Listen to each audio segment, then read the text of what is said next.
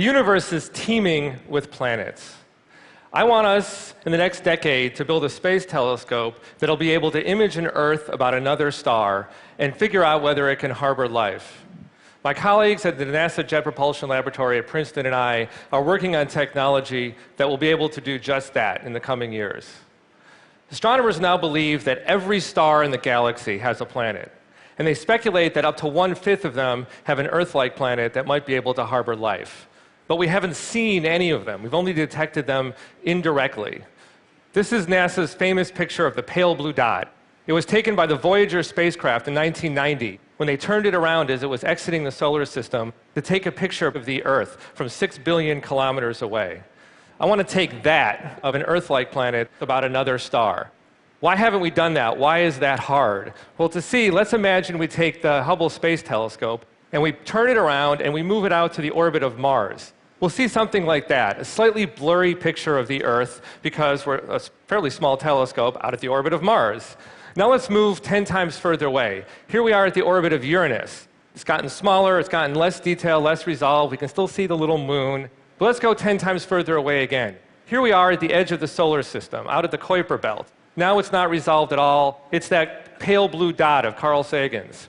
But let's move yet again 10 times further away. Here we are out at the Aurora cloud, outside the solar system, and we're starting to see the sun move into the field of view and get into where the planet is. One more time, 10 times further away. Now we're at Alpha Centauri, our nearest neighbor star, and the planet is gone. All we're seeing is that big beaming image of the star that's 10 billion times brighter than the planet, which should be in that little red circle. That's what we want to see. That's why it's hard. The light from the star is diffracting. It's scattering inside the telescope, creating that very bright image that washes out the planet. So to see the planet, we have to do something about all of that light.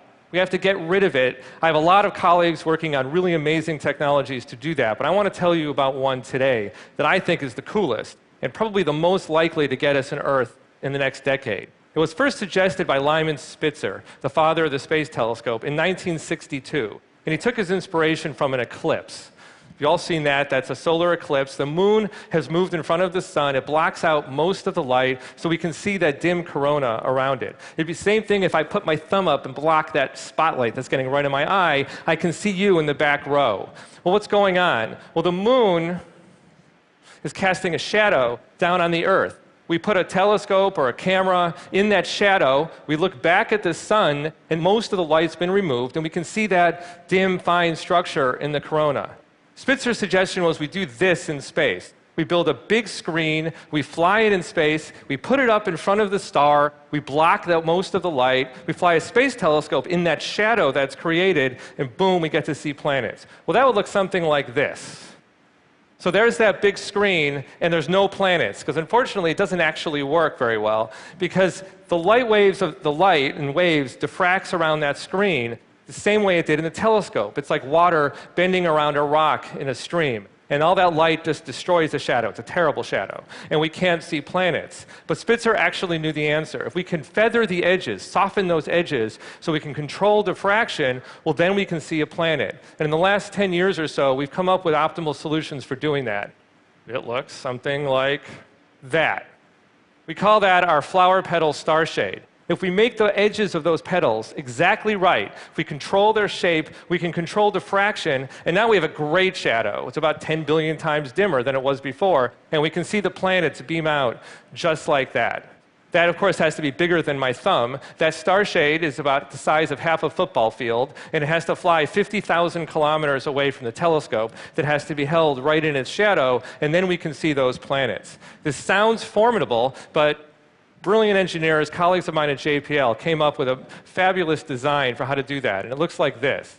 Starts wrapped around a hub, separates from the telescope, the petals unfurl, they open up, the telescope turns around, then you'll see it flip and fly out that 50,000 kilometers away from the telescope.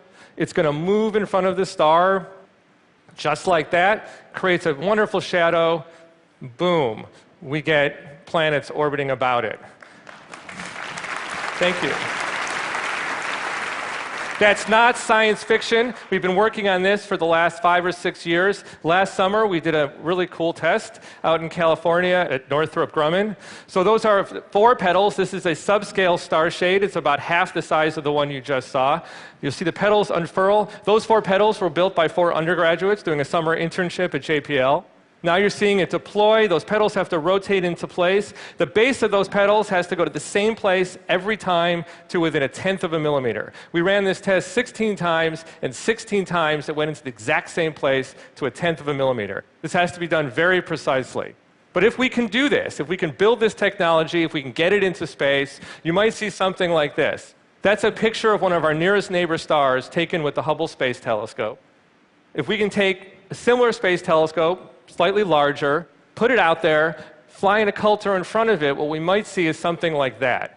That's a family portrait of our solar system, but not ours. We're hoping it'll be someone else's solar system, as seen through an occulter, through a star shade like that. You can see Jupiter, you can see Saturn, Uranus, Neptune, and right there in the center, next to the residual light, is that pale blue dot. That's Earth. We want to see that, see if there's water, oxygen, ozone, the things that might tell us that it could harbor life.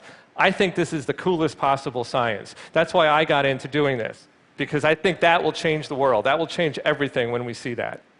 Thank you.